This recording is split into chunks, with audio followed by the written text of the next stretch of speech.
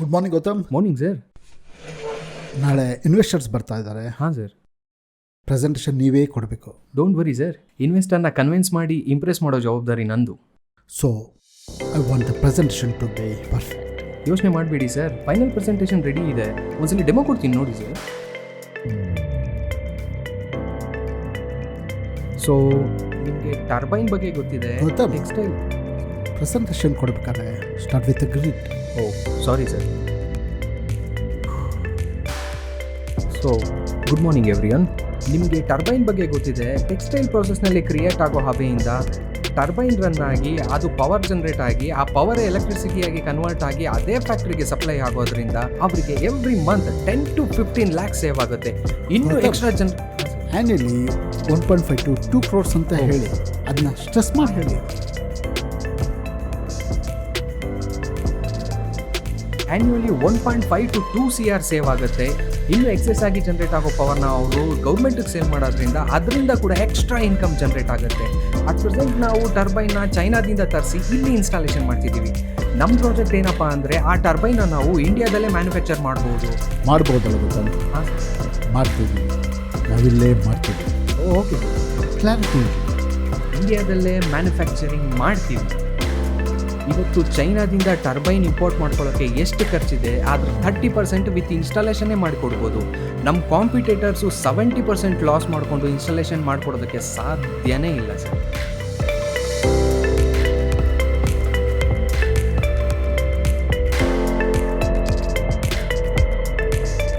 ಇನ್ನು ನಮಗೆ 40% ಮಾರ್ಜಿನ್ ಇದೆ. ಇದಲ್ಲದೆ ಮೇಂಟೆನೆನ್ಸ್, ಸರ್ವಿಸ್ ಅಂತ ಪ್ರತಿ ತಿಂಗಳು ಎಕ್ಸ್ಟ್ರಾ ಇನ್ಕಮ್ ಜನರೇಟ್ ಆಗುತ್ತೆ. So this is all about our project. Free to ask any questions and doubts. Very good Gautam. ನಾ ಹೇಳಿದ ಪಾಯಿಂಟ್ಸ್ ಎಲ್ಲ ನೋಟ್ ಮಾಡ್ಕೊಳ್ಳಿ. ಹಾಂ ಸರ್. ಇನ್ನು ಸ್ವಲ್ಪ ರಿಲ್ಯಾಕ್ಸ್ ಆಗಿ ಪ್ರೆಸೆಂಟೇಷನ್ ಕೊಡಿ. ಹಾಂ ಸರ್. ಹಾಂ sir. All the best.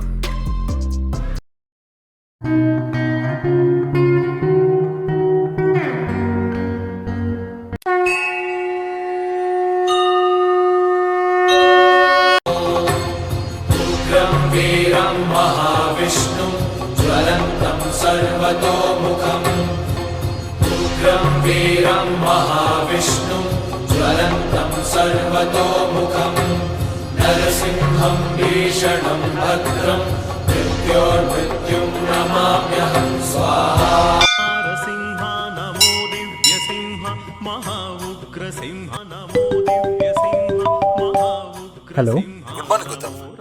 Very good morning sir. ಎಲ್ಲಿದ್ದೀರಾ? ನಾನು ಆಲ್ರೆಡಿ ಆಫೀಸ್ಗೆ ರೀಚ್ ಆಗಿದ್ದೇನೆ. ಸರ್ ನಾನು ಇಲ್ಲೇ ದೇವಸ್ಥಾನದಲ್ಲಿ ಇದ್ದೀನಿ ಸರ್. ಇನ್ನೊಂದು ಅರ್ಧ ಗಂಟೆಲಿ ಆಫೀಸಿಗೆ ರೀಚ್ ಆಗಿಬಿಡ್ತೀನಿ. ಆದಷ್ಟು ಬೇಗ ಬನ್ನಿ ಗೌತಮ್. Okay sir.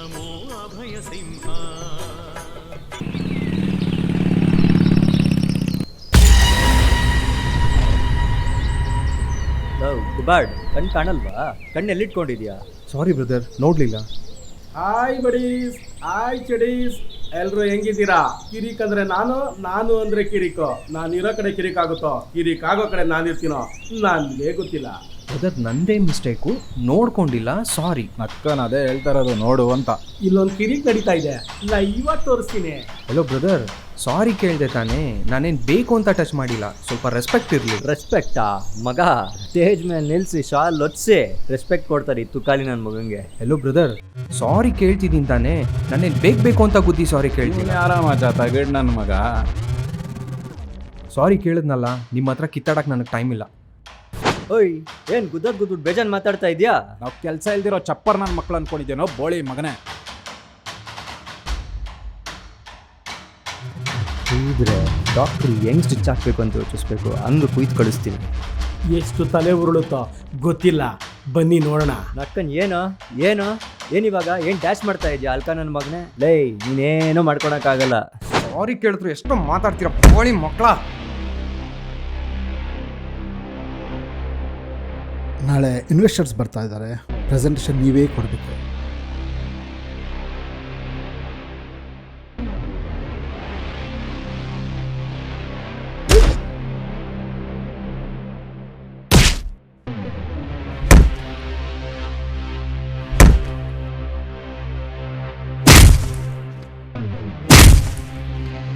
ಇನ್ನು 3 ದಿವಸಕ್ಕೆ ನೀನು ಅಳೋ ತುಪ್ಪ ಕನ್ಫರ್ಮ್ ಕಣೋ. ಆಹಾ ಆಹಾ ಆಹಾ, ಬೇಗ ಲೈಕ್ ಮಾಡಿ, ಸೇವ್ ಮಾಡಿ, ಸಬ್ಸ್ಕ್ರೈಬ್ ಮಾಡಿ. ಮಚ್ಚ ಎತ್ಬಿಡೋ.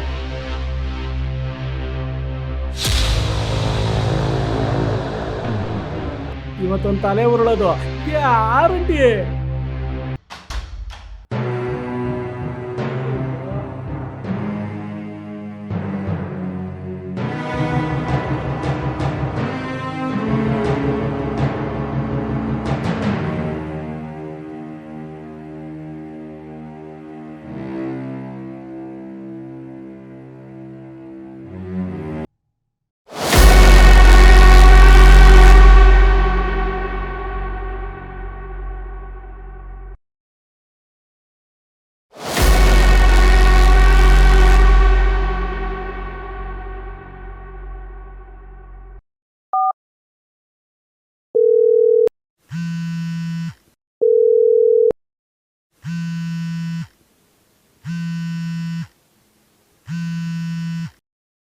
ಸಿಂಪಲ್ ಆಗಿ ಮುಗ್ಸೋಣ ಅನ್ಕೊಂಡೆ.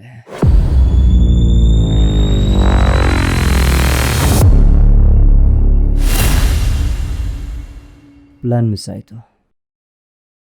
ಫೇಲೂರ್ ಅನ್ನೋ ಪದ ನನ್ನ ಡಿಕ್ಷನರಿಲೇ ಇಲ್ಲ.